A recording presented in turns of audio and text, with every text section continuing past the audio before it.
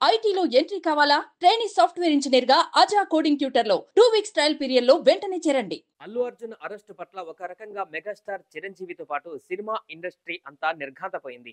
ఆయనకి ధైర్యం చెప్పింది. ఈ నేపథ్యంలో మంచు మనోజ్ కుతూహలాన్ని రేకెత్తించే ఓ కామెంట్ చేశారు. జరిగితే జరిగింది గాని దిష్టంతా పోయింది బాబాయ్ అంటూ అల్లు అరవింద్ ను ఉద్దేశించి కాబోలు విభిన్నమైన కామెంట్ చేశారు. నిజమే, బన్నీ అన్నకి పుష్ప 2తో తగిలిన దిష్టంతా పోయిందంటూ కామెంట్లు చేశారు.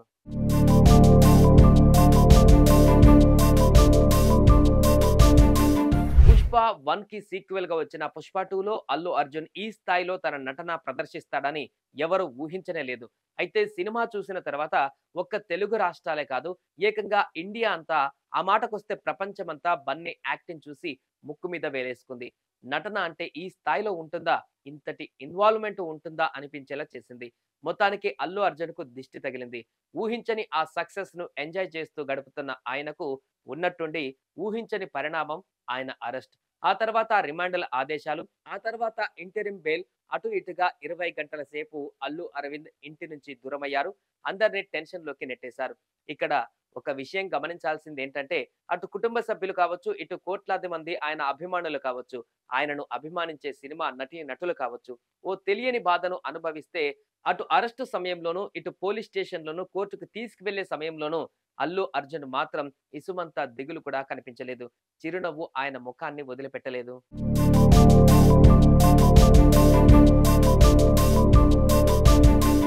తెలిసి నేనే తప్పు చేయలేదు, ఇంకెందుకు భయం, చట్టం అన్యాయంగా ఎవరికి ఎటువంటి ఇబ్బంది చేయదన్న మానసిక స్థితి ఆయన కదలికలలో స్పష్టంగా కనిపించింది. ఆయన ఊహించినట్లుగానే మధ్యంతర బెయిల్ వచ్చేసింది. కథ తాత్కాలికంగా సుఖాంతమైంది.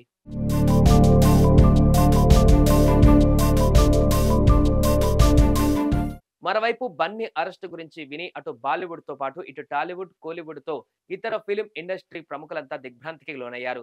ఆయన బెయిల్ మీద ఇంటికి వచ్చిన తర్వాత మెగాస్టార్ ఫ్యామిలీతో పాటు చాలా మంది నటులు ప్రత్యక్షంగా ఆయన్ను కలిసి పరామర్శించారు. ఉదయం నుంచి బన్నీ ఇంటికి సినీ తారలు క్యూ కట్టారు. దర్శకులు రాఘవేంద్రరావు, సుకుమార్, వంశీ పైడిపల్లి, కొరటాల శివ, బోయపాటి శ్రీను, నిర్మాత దిల్ రాజ్, నటులు వెంకటేష్, నాగ చైతన్య, విజయ్ దేవరకొండ, రానా, శర్వానంద్, అఖిల్, సుధీర్ బాబు, ఉపేంద్ర, సుడిగాలి సుధీర్, జీవిత రాజశేఖర్, సంగీత దర్శకుడు తమన్ తదితరులు అల్లు అర్జున్ ను కలిసి పరామర్శించారు. ఆయనకు తమ మద్దతును తెలియజేశారు.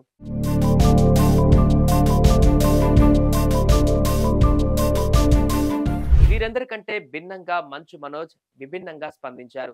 ఈ అరెస్ట్ వ్యవహారంతో ప్రపంచవ్యాప్తంగా బన్నీకి తగిలిన దిష్టంతా పోయిందంటూ ఎక్స్ లో వ్యాఖ్యానించారు. మరోవైపు సంధ్య థియేటర్ ఘటన సెలబ్రిటీలు వస్తున్న సమయంలో ఎంతటి జాగ్రత్తగా ఉండాలన్నది అందరికీ ఓ పాఠం నేర్పిందంటూ అభిప్రాయపడ్డారు. సుమన్ టీవీలో మీ పర్సనల్ అండ్ బిజినెస్ ప్రమోషన్స్ కోసం కింది నెంబర్కి కాంటాక్ట్ చేయండి.